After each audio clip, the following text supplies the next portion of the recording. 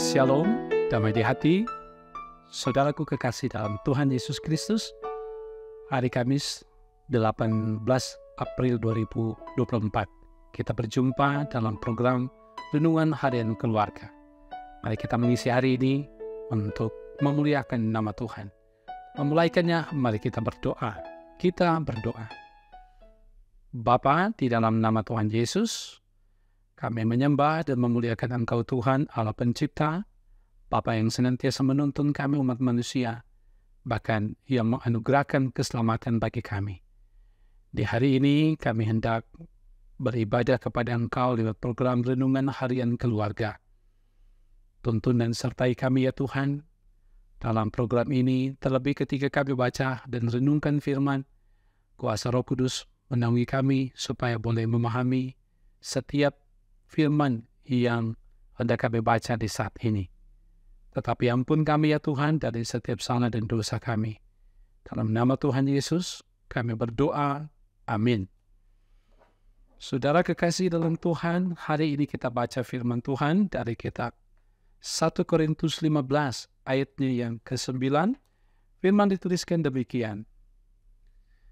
Karena aku adalah yang paling hina dari semua rasul, bahkan tidak layak disebut rasul sebab aku telah menganiaya jemaat Allah.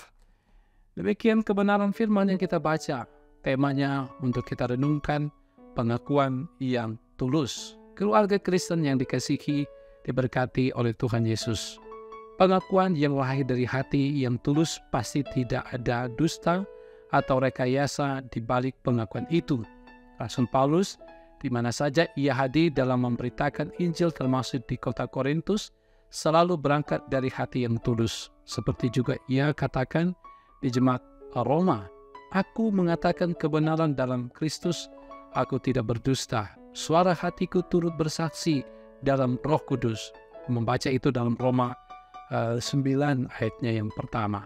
Sekarang ini kita hampir tidak dapat membedakan mana pengakuan yang tulus dan bulus, apalagi jika tidak ada yang dapat menjadi saksi. Sebaliknya ada juga pengakuan yang tulus namun tidak dipercaya karena yang mendengar pengakuan itu telah terlanjur disusupi oleh rasa curiga atau pikiran negatif. Nah, keluarga Kristen yang dikasihkan dan diberkati oleh Tuhan Yesus. Rasul Paulus memberitakan Injil Yesus Kristus di Korintus untuk meyakinkan bahwa juru selamat datang untuk menyelamatkan orang berdosa, termasuk jemaat Korintus. Juga telah menyelamatkan dia dan rasul-rasul yang dipakai oleh Yesus Kristus untuk menjadi pewarta firman Tuhan. Bahkan Rasul Paulus mengaku yang paling berdosa dan hina dan tidak layak disebut sebagai rasul. Hal itu karena dia sebelum menerima Yesus Kristus telah banyak melakukan penganiayaan kepada jemaat Allah. Pengakuan ini dimaksudkan agar jemaat Korintus sadar bahwa Yesus Kristus adalah Maha Pengampun. Ia datang untuk menyelamatkan manusia dari dosa, karena manusia tidak dapat menyelamatkan dirinya sendiri. Hal ini dilakukan oleh Yesus Kristus karena kasih-Nya kepada manusia. Nah, keluarga Kristen yang dikasihi dan diberkati Tuhan Yesus, dalam melayani dan memimpin, Raja Daud pernah menyampaikan kesaksian bahwa Tuhan Allah menopang dia karena ketulusannya. Tuhan membuat dia tegak di hadapannya untuk selama-lamanya. Mazmur 41 ayat 13 kita boleh membacanya. Oleh keyakinan akan kemahakuasaan Tuhan Allah, maka baik Raja Daud maupun Rasul Paulus memberitakan firman dengan tulus dan jujur karena meyakini bahwa Tuhan Allah sudah menolong dan menganugerahkan keselamatan secara cuma-cuma.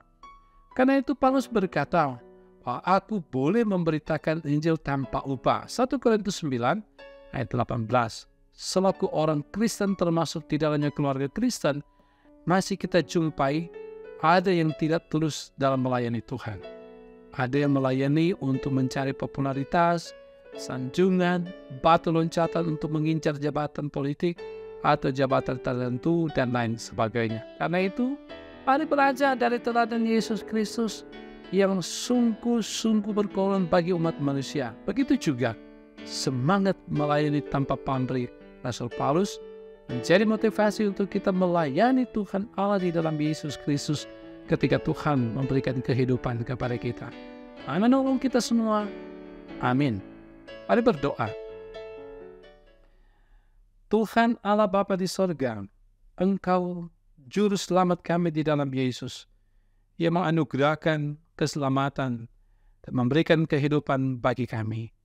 Terima kasih atas firman-Mu hari ini, firman yang mengingatkan kami untuk jalani kehidupan dalam ketulusan, dalam kejujuran. Bahkan ketika kami melayani Tuhan, melayani sesama, ada dalam ketulusan dan kejujuran. Kami melayani Tuhan bukan untuk mencari popularitas, bukan untuk mencari sanjungan, batu loncatan, tetapi sungguh melayani Tuhan dan sesama kami untuk hormat dan kemuliaan nama Tuhan, sehingga semakin banyak orang yang percaya kepada Yesus Kristus sebagai Tuhan dan Juru Selamat. Sebab itu ya Tuhan, perlengkapi kami semua dengan hikmat-Mu dan Roh-Mu, agar kami mampu melayani di berbagai bidang kehidupan yang Tuhan percayakan. Tidak harus kami menjadi pendeta atau apapun, tetapi ketika kami diberikan tugas untuk melayani, untuk memberitakan firman kemanapun, dimanapun, dalam konteks apapun, situasi apapun, kami siap melayani Tuhan, dan sekali lagi dalam ketulusan untuk hormat kemuliaan nama Tuhan. Bapa di surga, berkati kami, keluarga, suami, istri, anak, orang tua, hidup jujur, hidup saling menopang satu dengan yang lain, saling membantu satu dengan yang lain. Berkati juga jemaat Maranatha Tapas Selatan, dari kolom 1 hingga 27, berkati pemerintah, berkati pemimpin gereja yang ada, baik di jemaat Maranatha Tapas Selatan, di jemaat-jemaat wilayah pelayanan Gemim, di wilayah-wilayah maupun di sinode. Engkau berkati semua para pemimpin gereja agar dapat melaksanakan tugas panggilan pelayanan dengan ketaatan dan kesetiaan kepada Tuhan dalam kejujuran dan ketulusan.